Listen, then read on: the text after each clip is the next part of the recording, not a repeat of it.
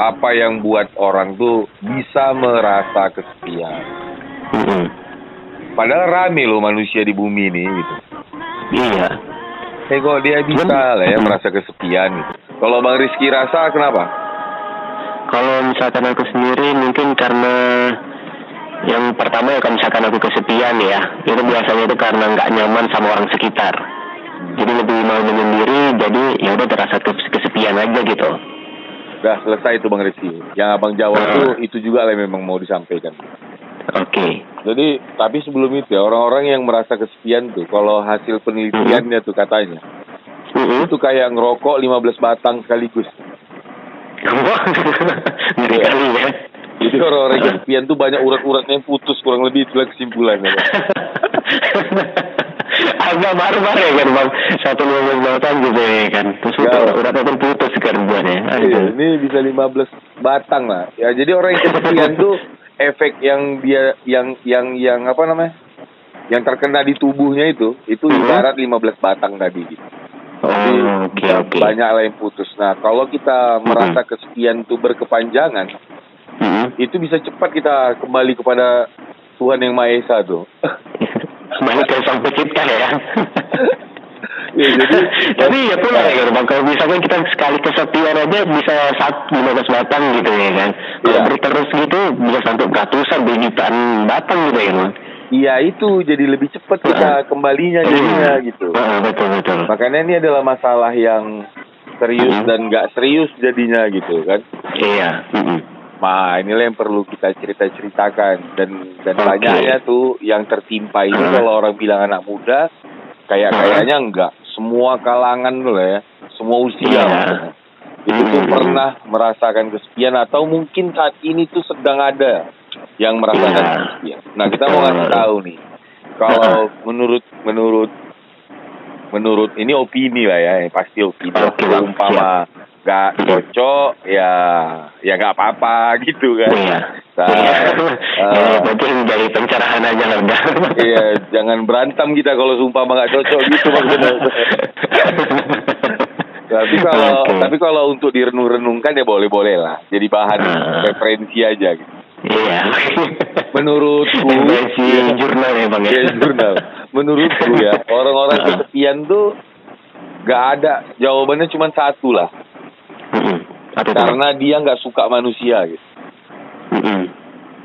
Atau bahasa yang lain itu karena dia nolak manusia.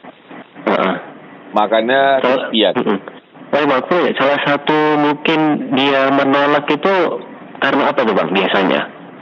Ada dua nih, ada orang yang nolak tuh secara pasif dan ada yang nolak tuh secara aktif, kurang lebih gitulah kalau bahasa guru tuh gitu ya. Oke. Orang-orang yang secara pasif tuh yang menolak manusia. Jadi kesepian sama dengan menolak manusia, kurang lebih gitu kan. Nah, menolak manusia ini ada dua, ada yang pasif, ada yang aktif gitu. Yang pasif nih itu yang mukanya cemberut gitu. Merajuk aja ya. Ya, yang mudah merajuk.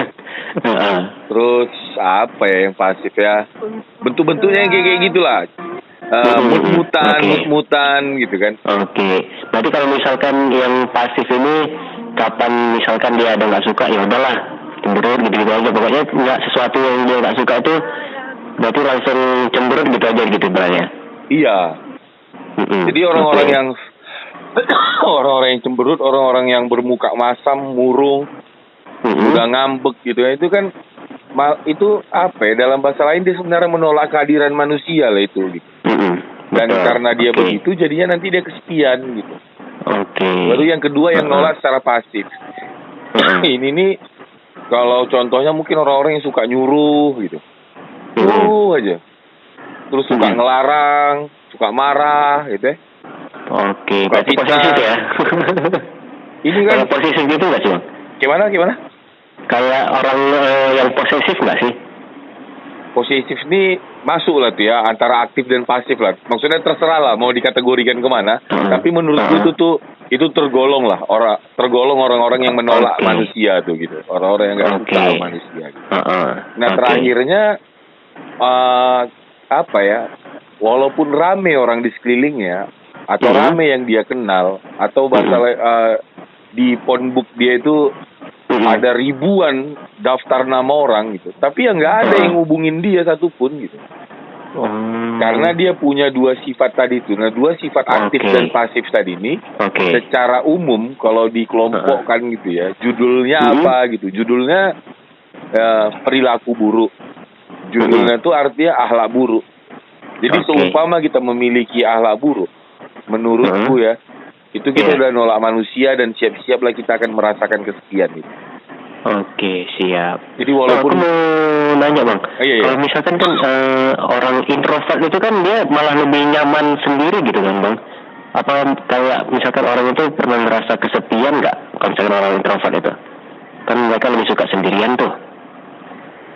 Ya aku nggak terlalu mendalami lah soal introvert dan extrovert.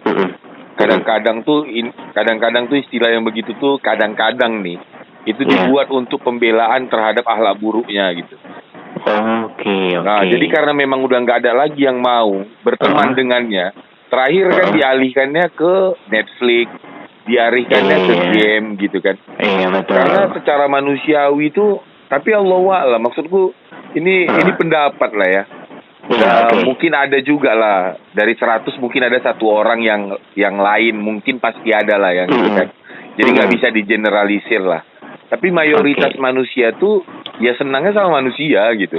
Itu udah apa tuh ya? Kayaknya tuh udah bawaan lahiriah lah itu. Udah berkelapnya kayak gitu harusnya ya. Iya, mau dia introvert kayak mau dia ekstrovert atau apapun pet yang lain gitu ya. Itu secara umum semuanya itu suka dengan manusia kayak gitulah. Kita nggak akan ngerasa kesepian kalau kita tuh kalau kita tuh apa ya? Ya inilah berkawan-kawan dan seterusnya. Walaupun nanti kawannya tuh mau banyak, mau sedikit atau ada istilah sahabat lah atau apa. Oke lah, di luar daripada istilah itu semua. Yang namanya manusia itu seyogyanya berhubungan dengan manusia, dan ketika dia berhubungan dengan manusia maka dia tidak akan merasa kesepian gitu. Oke bang. Jadi bang, aku mau nanya lagi nih bang. Kalau misalkan orang-orang kayak kesepian gitu kan, ada nggak mungkin kayak cara-caranya supaya orang itu nggak terlalu yang kayak yang pasif tadi lah, yang kayak cemberut, but-butan gitu bang? Ada nggak cara-cara buat mengurangi itu atau tidak menghilangkan itu lah dari versi abang? Tapi sebelum ke situ ya, aku tadi terlintas saja teringat kisahnya Nabi Adam. Kurasa semua agama mirip-mirip. Nabi Adam ini kan diciptakan Hawa. Itu adalah salah satu literatur itu bilang karena Tuhan melihat kasihan lah kurang lebih gitulah ya. Ngelihat Nabi Adam yang sendirian ini sehingga diciptakanlah Adam untuk menghilangkan rasa sepinya itu gitu. Nah ini untuk menguatkan yang kita ceritakan tadi itu. Jadi bagaimanapun lah introvert atau apapun dia itu memang manusia lah jawabannya gitu. Namun sering sekali kita itu menolak kehadiran manusia, baik itu secara aktif maupun pasif seperti yang kita ceritakan di awal. Nah kalau ditanya bagaimana caranya untuk yang begitu gitu, ya tinggal balik aja. Jadi cara menarik manusia itu ialah maksudnya kita ini sukanya apa. Jadi tinggal bilang aku ini sukanya apa, maka perlakukanlah orang begitu kan. Sesederhana itu sih. Kalau dia cemberut, ya mulai sekarang senyumlah gitu. Jadi cara menarik manusia itu hanya sesederhana itu. Kalau sekarang kita cemberut, ya senyum. Kalau kita mut-mutan, ya jangan mut-mutan lagi. Kalau kita pemarah, ya memaafkan gitu. Nah, kalau kita itu suka bukan mengkritik, maksudnya kalau kita tuh suka ngejudge dia nggak jelas, ya udah kalau gitu sekarang kita jadi yang memberikan solusi gitu. Iya betul. Ketika kita berubah menjadi yang begitu, itu tuh menurutku magnet untuk menarik manusia gitu. Jadinya apa ya? Otomatis pun orang datang juga ke kita gitu ya kan? Itu mau nggak mau tuh maksudnya gitu. Mau nggak mau tuh kita akan dicari-cari orang gitu. Dan terkait hal ini menurutku juga salah satu jawaban terkait dengan berbagai macam pertanyaan seputar jodoh dan seputar pekerjaan gitu. Karena ini berhubungan dengan manusia.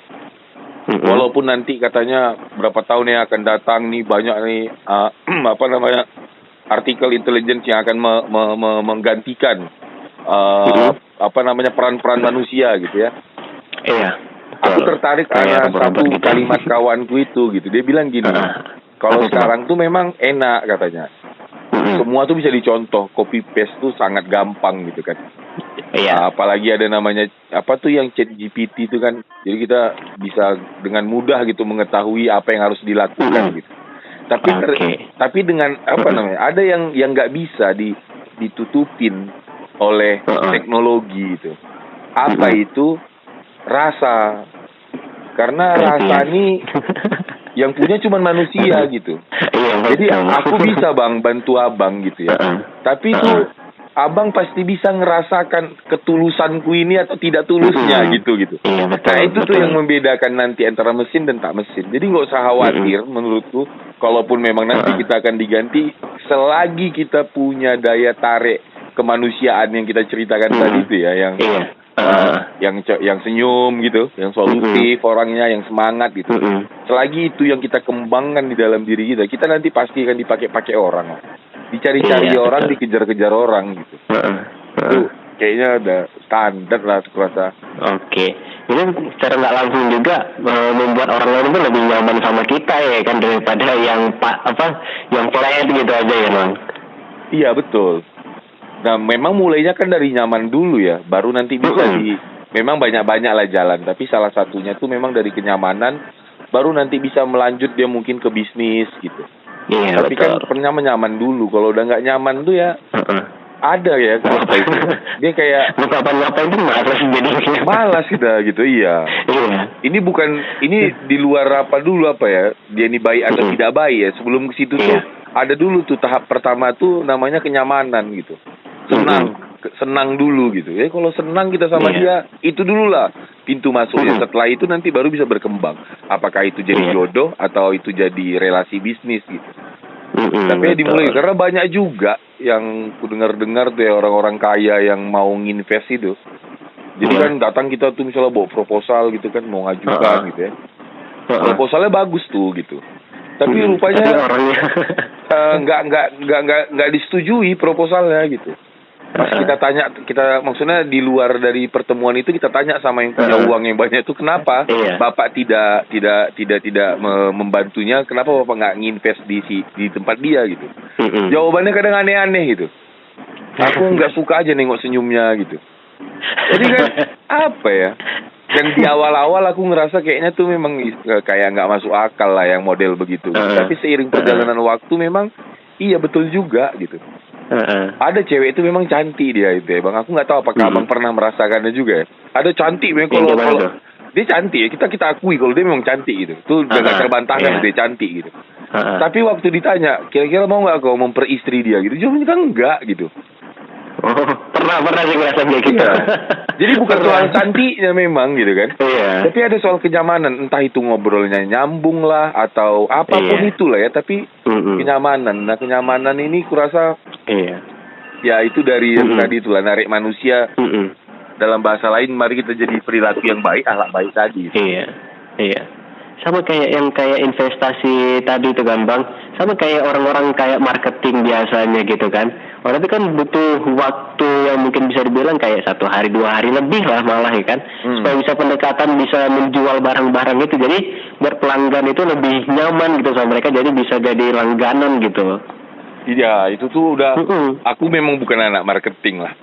Nggak pernah sekolah lah tentang marketing. Tapi aku ada kawan-kawan yang di dunia itu ngobrol-ngobrol gitu sama orang tuh. Terus dia bilang ada perubahan teknik marketing katanya. Dari dulu ke sekarang ada namanya hard selling sama soft selling, istilah orang tuh gitulah ya. Kalau yang hard selling tuh yang langsung, bang aku ada kopi nih mau beli nggak, yang gitu tuh hard selling tuh yang gitu tuh gitu. Dan yang kayak gitu udah nggak laku lagi katanya di zaman sekarang. Di zaman sekarang tuh yang dipakai soft selling. Terus soft selling tuh yang kayak mana gitu. Itu yang melakukan pendekatan dulu gitu. Bahkan kita datang dulu, kalau kita misalnya kayak jual apa ya, jual obat misalnya gitu ya, datang ke apotek kan. Ya kita nggak langsung nawarkan obat, ya kita kenalan dulu. Bahkan kalau perlu ya ngantar anaknya sekolah dulu. Jadi ada yang gitu-gitunya dulu gitu lah kan. Baru nanti masuk ke penawarannya gitu. Tapi itu pun yang kayak abang bilang tadi, memang perlu waktu jadinya gitu. Tapi seumpama memang udah kena, mau berganti dia ke tempat yang lain tuh memang agak sulit jadinya gitu. Iya betul.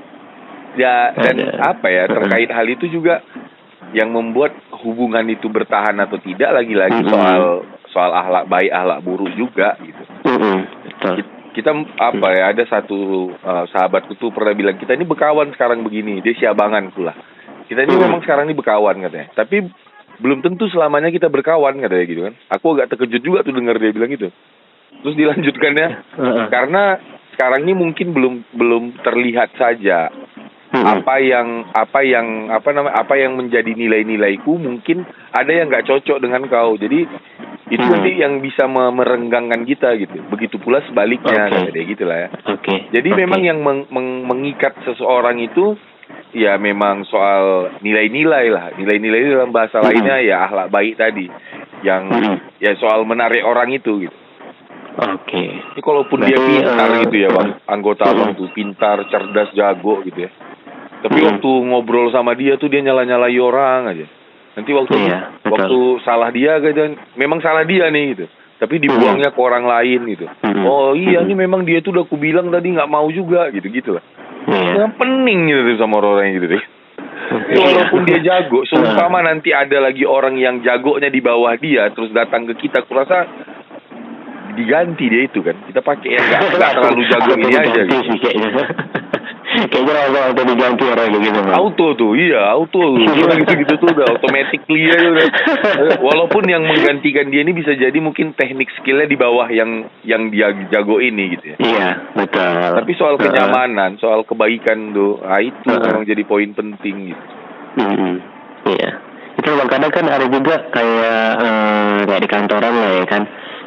Situasi kantornya itu kayak nggak nyaman gitu. Jadi otomatis produktivitas kantor itu menurun. Kalau padahal teknik orang itu bagus semua gitu kan. Tapi ada juga yang suasana kantor nyaman. Padahal teknik orang itu ya biasa-biasa standar. Tapi produktivitas orang itu meningkat terus gitu dari waktu ke waktu karena kenyamanan dari kantor itu pun bisa meningkatkan membuat orang itu kerja jadi lebih semangat lagi gitu kadang. Betul. Aku tuh ada pernah masuk di satu perusahaan gitu ya bang. Itu gajinya orang-orang di dalam perusahaan tuh gitu ya. Nggak besar loh gitu. Dibandingkan dengan yang sejenis dia, maksudnya gitu ya. Misalnya sama-sama jual kopi gitu kan. Di tempat kopi yang lain itu katakanlah digajinya 3 juta gitu. Ini di tempat dia ini paling cuma 1,5 gitu lah. Jadi di bawah pada umumnya. Tapi orang-orang tuh mau kerja di situ gitu. Mau dan lebih gilanya lagi tuh nggak ngitung-ngitung waktu gitu ya. Satu momen loyal luar biasa gitu. Waktu kita tanya sama dia, kenapa kau mau begini, kenapa kau nggak pindah dan segala macam gitu ya. Padahal kan ada tempat yang lebih besar gitu. Memang jawabannya tuh kayak mulu-mulu kali, kayak bohong gitu jawaban. Enggak, aku lebih nyaman di sini nih, terasa keluargaan, aku nyaman dan segala macam lah yang model-model begitulah jawabannya gitu. Kayaknya nggak masuk akal sih gitu ya. Tapi memang ternyata seiring perjalanan tuh iya betul, memang kita tuh perlu uang, itu nggak bisa dipungkiri gitu ya. Itu kita perlu uang. Tapi ketika uang yang kita dapat itu membuat kita ini terancam, nggak bahagia gitu kan, stres gitu ya. Lama-lama memang duit tuh jadi nomor sekian jadinya gitu. Iya. Karena habis-habis di situ aja gitu. Nah yang menariknya itu ya, ini aku nggak tahu nih. Kayaknya ada satu itu bang, algoritma hidup gitu. Mungkin gitu istilahnya gitu ya. Kalau bekerja dengan kebahagiaan yang begitu gitu, memang ada unsur keberkahan. Jadi tuh orang-orang di dalamnya tuh entah kenapa, walaupun uangnya nggak banyak, tapi mereka tuh bisa punya sepeda motor, mereka bisa punya rumah gitu kan. Agak aneh memang gitu. Terus agak di luar nalar ya. Di luar nalar. Memang betul, lu sepakat di luar nalar. Kayaknya nggak mungkin gitu, tapi ya mungkin gitu. Dan yang begini nih ternyata tidak sedikit gitu, sangat banyak yang begitu itu gitu, sangat banyak. Gitu. Jadi ya keberkahan mungkin istilahnya gitu ya. Dan itu bisa didapat dari kebahagiaan. Jadi aku jadi masuk akal dengan ada satu slogan yang guruku pernah sampaikan, yang happiness is the key to success gitu katanya kan. Jadi bahagia tuh kunci dari kesuksesan gitu. Nggak ada orang-orang yang sukses tuh yang nggak bahagia tuh. Orang-orang yang tidak bahagia tuh orang-orang yang menghancurkan, kurang lebih gitu lah. Jadi kalau orang-orang kalau orang-orang yang bahagia tuh orang-orang yang membangun gitu. Dan kalau memang kita lihat tuh banyak yang semangat ini kan dari wujud daripada kebahagiaan gitu kan. Iya betul. Semangat melakukannya, nggak hitungan, gitu kan. Optimis. Ini kan wujud dari kebahagiaan itu. Jadi memang masuk akal lah istilah itu. Gitu. Iya. Dan karena pun kan kita kan bang, kalau misalkan kita lagi ngerjain sesuatu kayak kita tuh lagi nggak senang sama mengerjain itu, jadi otomatis kayak gimana ya, kayak nggak optimal aja gitu ya apa yang kita kerjain gitu jadinya. Yang penting selesai gitu kan. Yang penting selesai aja udah gitu. Iya, yang penting selesai. Terus kalau punya kawan belum selesai, mampus ke situ gitu kan. Gak ada lagi kepedulian gitu jadinya gitu. Iya. Gak ada. Tunggal selesai udah. Iya, tolong menolong itu udah gak ada lagi gitu. Jadi hilang memang dengan sendirinya nuansa keakraban itu. Jadinya memang muncul persaingan. Jadi saling menjatuhkan gitu. Nah, untuk merubahnya ini kalau obrolan kita ini didengar oleh para pemilik usaha gitu ya. Jadi selain daripada gini, kalau ditanya prioritas yang mana, seumpama kita udah punya anggota, menurutku gitu, pastikan diri kita dan tim kita itu memang adalah manusia-manusia yang punya karakter atau akhlak baik. Baru nanti semuanya jadi baik gitu. Karena orang baik itu dia akan peduli dengan kualitas. Karena orang baik itu dia akan peduli dengan ketepatan waktu gitu kan. Tapi kalau dia nggak peduli sama itu nggak baik itu gitu. Walaupun dia bodoh gitu, yang namanya orang baik, walaupun dia bodoh, ketika dia nggak ngerti ngerjakan sesuatu, yang kupahami tentang orang baik itu ialah dia akan belajar dan dia akan mencari tahu gitu. Jadi dia mengakui kebodohannya lalu dia belajar gitu kan. Nah, itu orang baik tuh gitu. Nah, kalau tim kita tuh isinya yang kayak gitu, kurasa megang apapun jadi emas ya. Itu ada Raja Midas atau apa dulu. Cerita-cerita zaman dulu tuh apapun yang dipegangnya jadi emas gitu kan. Iya betul, ada dengan aku ceritanya. Cuma aku lupa ceritanya itu yang mana. Kalau itu memang ceritanya buruk. Jadi karena dia sangat rakus, jadi apapun dipegang jadi emas. Singkat cerita istrinya dipegangnya jadi emas gitu kan. Itu memang konotasinya negatif lah. Tapi maksudnya dalam cerita kita kali ini itu dalam konotasi yang positif. Jadi orang-orang yang penuh semangat dan memang dia dibalut oleh akhlak baik tadi tuh gitu. Itu yang dipegangnya jadi emas dalam pengertian apapun yang diberikan sama dia ya berhasil gitu. Iya, Jadi nggak heran kita kalau ada orang bang yang punya banyak kerjaan dulu gitu. Ditawar-tawari kerjaan, kalau istilah sahabatku yang lain tuh ya, ditabrak-tabrak duit kita gitu. Jadi kita udah nggak mikir lagi duit kan. Iya. Cuman datang terus sendiri gitu ya kan. Iya, cuman mau nggak mau loh kalau udah kerja. Kalau kita udah kerja terus kerjaan kita itu bagus, ya pasti dapat duit kan gitu. Iya betul. Jadi dia fokusnya udah bukan di duitnya lagi, tapi fokusnya itu di bagaimana menyelesaikan itu dengan maksimal. Gitu. Dan itu hanya dimiliki oleh orang-orang yang tadi tuh yang suka manusia lah. Siap bang. Kita break dulu atau kita langsung closing gitu nih bang? Boleh lah, break dulu kita sedikit. Kita lanjut lagi nih bang. Bang, tadi kan kita udah ngobrolin manusia kesepian nih kan bang, tapi juga sampai ke kerjaan mungkin bisa dibilang kayak kerjaan kalau misalkan kita nggak nyaman juga ya otomatis produktivitas kita pun jadi menurun gitu ya kan, jadi nggak senang juga. Jadi juga selanjutnya gitu kan, apa sih bang mungkin menurut abang ya kalau misalkan kayak manusia kesepian nih kan, apa sih langkah mungkin yang paling awal yang bisa kita terapkan nih kalau misalkan supaya nggak kesepian kali lah, apalagi yang jomblo nih kan pengen kali punya pacar gitu. Ya itu mungkin dari sini ya bang, tapi ini mau mulai dari awal dulu. Bahwa yang tadi tuh kalau nggak nyaman kan nggak produktif gitu ya. Iya betul. Tapi kadang banyak orang tuh yang nyalahkan faktor di luar dirinya terkait dengan kenyamanan gitu. Salah satunya apa tuh bang? Misalnya ya ini kawan-kawanku lah yang toksik lah apalah gitu. Jadi aku nih nggak nyaman gitu tuh kan. Banyak lah yang pakai dalil di luar dirinya untuk membenarkan sebenarnya tuh keburukan dirinya gitu. Jadi kenyamanan ini nggak ada hubungannya sama sama sesuatu di luar diri gitu.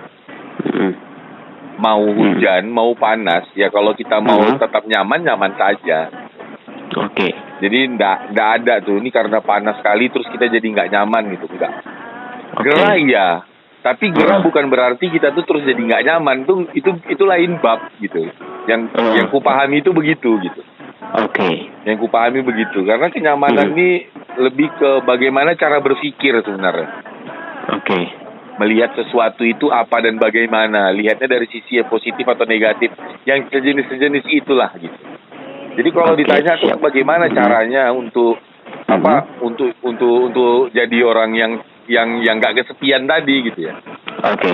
Apa tuh langkah paling mudah awal yang bisa kita lakukan? Iya. Kalau mengutip istilah guru itu ya ganti kepala dulu gitu. Ganti kepala ini maksudnya ialah ganti cara berpikir kita dulu. Gitu. Oke. Bahwa kita tuh perlu manusia. Itu dulu tuh yang ada di dalam kepala. Bahwa menyenangkan manusia itu adalah kebaikan yang disenangi Tuhan. Nah yang itu yang dimasukkan ke dalam diri gitu. Bahwa kita ini tidak bisa hidup sendirian. Itu harus disadari betul gitu. Nah baru nanti dari situ akan pandai sendiri sebenarnya kita mau melakukan apa. Tapi kalaupun harus dijawab secara konkret ngapain gitu. Belajarlah tersenyum dari sekarang. Jangan cepat kali lo merengut gitu. Jangan cepat kali lo apa namanya itu merajuk gitu. Iya. Ini biasa sering belajar di Bang. Kalau misalkan perempuan yang nggak dikasih nggak dikasih jajan nih sama pasangannya. Iya. Ini malam minggu nih tiba-tiba nggak diapel gitu kan. Terus marah, terus merajuk, terus nanya apa. Gak usah cepet kali loh yang begitu, gitu maksudnya. Gitu. Ya kalaupun enggak ya enggak apa ya. Ya itu lagi-lagi soal apa yang kita tanamkan di dalam kepala kita gitu. Kalau misalnya sekarang ini ada perempuan yang dengar kita gitu ya, karena dia nggak diapelin cowoknya, karena cowoknya lagi nongkrong sama kawan-kawan yang lain, atau lagi main futsal dan seterusnya gitu kan. Nah, pakailah kepala yang pasanganku tuh lagi bahagia loh sekarang gitu. Jadi kenapa aku harus tidak bahagia padahal dia saat ini sedang bahagia gitu. Nah kepalanya setelannya gitu, walaupun memang ada ya, aku nonton di Three Idiot tuh kan, film India itu. Abang pernah nonton deh ya? Yang waktu hasil kelulusan itu kan kawannya siapa tuh ya, yang jadi pemain utamanya tuh gak ada namanya di bawah gitu kan. Terus kan kawan-kawannya sedih gitu ya. Rupanya kawannya tuh peringkat pertama gitu. Bukan mereka bahagia, tapi malah makin sedih dia gitu kan. Memang jadi ada yang lucu. Maksudku aku maksudnya kurang lebih kan kalimatnya ketika momen itu tuh memang kita tuh sedih nengok kawan kita itu gagal gitu. Tapi kita lebih sedih lagi kalau nengok kawan kita berhasil gitu kan. Gak senang deh nengok kawannya berhasil. Gak senang deh nengok kawannya berhasil dan itu tuh penyakit, itu tuh penyakit hati lah memang itu. Gitu. Iya betul. Nah, jadi kalau ada kawan kita yang tiba-tiba sekarang punya mobil gitu ya, atau udah punya rumah di usia muda gitu kan, udah macam-macam lah itu hanya warisan, ini orang tuanya lah ini apanya lah ini ya banyak lah. Gak suka lah kita poinnya itulah gitu. Kenapa kita gak senang gitu kalau ada kawan kita yang berhasil kan bagus-bagus aja loh gitu. Iya. Bahwa semua orang ini punya jalurnya masing-masing gitu. Nah memang ini ada salah satu penyebabnya. Jadi kita tuh udah di setel cara berpikir kita tuh harus berurut katanya gitu. Memang udah dipaksakan begitu gitu. Maksudnya bagaimana? Contohnya tuh kalau anak udah masuk usia 5 tahun 6 tahun ya harus TK lah dia gitu. Nanti setelah dia TK ya harus SD lah. Nanti setelah SD harus SMP lah. Setelah SMP harus SMA lah. Setelah SMA ya kuliah lah. Kalau udah kuliah, kalau zaman sekarang ini kalau S1 kalau bisa S2 lah gitu kan. Baru nanti ya kerja lah, punya rumah lah. Baru kau nikah gitu. Jadi udah di setel manusia urutannya tuh harus begitu gitu. Seumpama ada orang yang tamat SMP terus dia langsung kerja, gagal tuh anaknya. Lo siapa bilang gagal gitu? Terus kalau seandainya umur 6 tahun dia belum masuk TK, berarti ini nanti masa depannya nggak cerah nih. woi, itu paham dari mana gitu kan. Ya, cuman karena memang sudah terbiasa begitu, setelannya terus menerus tuh begitu, jadi kita tidak terbiasa menghadapi sesuatu yang di luar daripada kebiasaan umum gitu. Iya betul. Jadi maunya jadi kita tuh dianggap aneh aja gitu ya kan. Iya, dan itu memang kalau dari sisi dari sisi biologi mungkin, dari sisi biologi itu bawaan manusia atau dari sisi kejiwaan manusia nih, itu makhluk-makhluk lemah tuh memang begitu gitu. Bawaan mamalia kalau ceritanya gitulah. Misalnya seumpama kita tuh di dalam rame-rame dalam posisi yang dingin, kita akan berebut untuk mencari posisi yang di tengah gitu. Untuk mendapatkan keamanan dan kenyamanan gitulah. Jadi karena ketidakmampuan kita kadang untuk maju ke depan, yang kita lakukan ialah kita tarik orang di depan kita biar dia di belakang kita gitu. Jadi muncul tuh buasnya manusia itu gitu kan.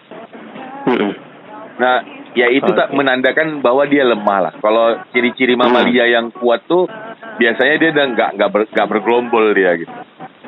Sendirian aja deh.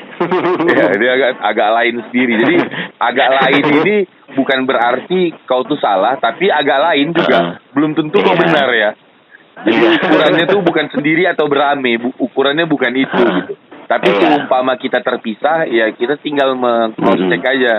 Apakah aku nih di posisi yang tepat atau tidak dan seterusnya. Karena kayak manapun ya, nasib hidup kita tuh menurutku adalah rangkaian dari tiap keputusan yang kita buat kan. Bagaimana kehidupan kita yang akan datang ya tergantung keputusan apa yang kita ambil saat ini gitu. Karena kita sekarang ini adalah hasil dari keputusan-keputusan kita 5 tahun atau bahkan 10 tahun yang lalu gitu. Ya gitu sih gitu. Aku rasa pun ya abang juga jadi penyiar juga karena keputusan abang di berapa bulan atau berapa tahun yang lalu kan gitu kan. Kadang kan nggak gitu juga sih. Kadang keputusan dadakan pun ada juga terlibat. Gimana bang? Gimana? Keputusan dadakan. Iya.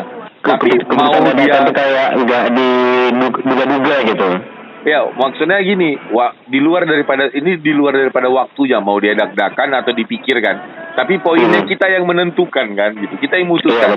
Oke lah, kuambil lah. Oke lah, nggak kuambil lah gitu kan. Ya itu tetap ada di kita lah. Dan keputusan-keputusan itulah nanti yang akan menentukan nasib hidup kita. Dan terakhir kan kita ini ditakdirkan jadinya aku jadi kenal abang jadi kenal aku kan. Karena keputusan abang mau ngambil job untuk jadi penyiar, bilanglah begitu. Dan karena keputusanku juga aku mau ngisi di RRI, ya jadinya kita jumpa. Nah, memangnya begitu-begitulah dia gitu. Nah, bagaimana nanti kita ke depan ya itu memang Allahu a'lam. Tapi ada banyak pelajaran yang aku dengar tuh. Ini mungkin ini hanya udah tinggal terakhir lah kita ini gitu ya. Banyak kejadian-kejadian yang menolong kita tuh ternyata adalah hasil dari yang kita lakukan dahulu gitu. Ada kawanku tuh di satu momen dia singkat cerita dia dapat kerjaan dari kawannya yang lain gitu lah ya bang. Terus ngobrol-ngobrol. Baru salah satu kawanku ini yang diajak kerja ini cerita gini. Aku tuh sebenarnya udah mau ngajukan kredit ke bank katanya gitu. Karena anakku sekolah dan hantu balaus ke lainnya lah. Pokoknya berkasnya semua udah ready dan aku hanya tinggal ngantarkan aja lagi itu gitulah bahasanya. Terus tapi kau ajak aku kerja terakhirnya kayaknya aku nggak perlulah ngajukan itu karena udah ada uang sekarang ini gitu. Terus ditanya sama kawannya, kau ngapa ngajak dia kerja kan gitu kan. Terus kawannya dia bilang, kau ingat nggak waktu ada sekitar 3 tahun yang lalu kan kita pernah satu kepanitiaan dalam sebuah organisasi apa gitu ya. Dan di situ tuh aku ngelihat kau tuh penuh semangat kata dia gitu. Jadi waktu datang kerjaan ini yang terpikirku tuh cuman kau katanya. Karena kau pun bagus saat itu. Jadi ya udah ku ajak aja gitu.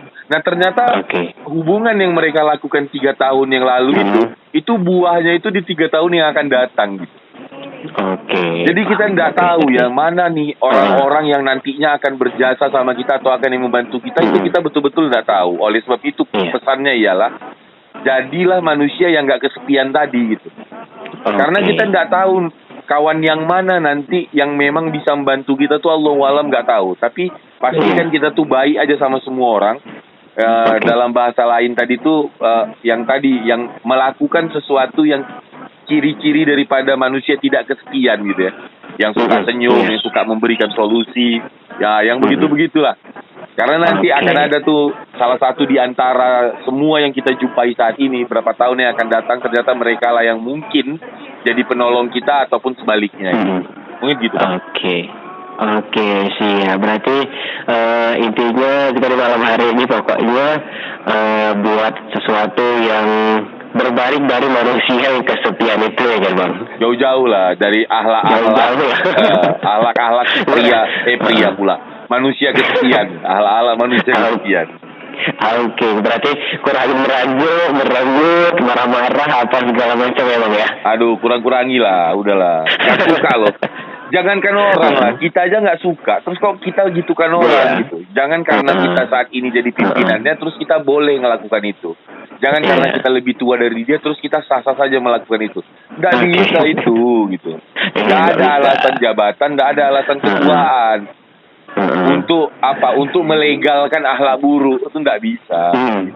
Iya, betul. Yang nanti lama-lama makin stres sendiri, makin cepat dipanggil ya Bang. Betul, 15 batang rokok. Oke, Bang Kidahar, makasih banyak ya udah nemenin kita di malam hari nih Bang. Ya Bang Rizky, makasih banyak Bang Rizky. Oke, Bang Kidahar sehat-sehat terus ya Bang ya. Sampai jumpa lagi kita Bang. Yuk mari Bang. Oke, siap Bang. Assalamualaikum. Waalaikumsalam warahmatullahi wabarakatuh.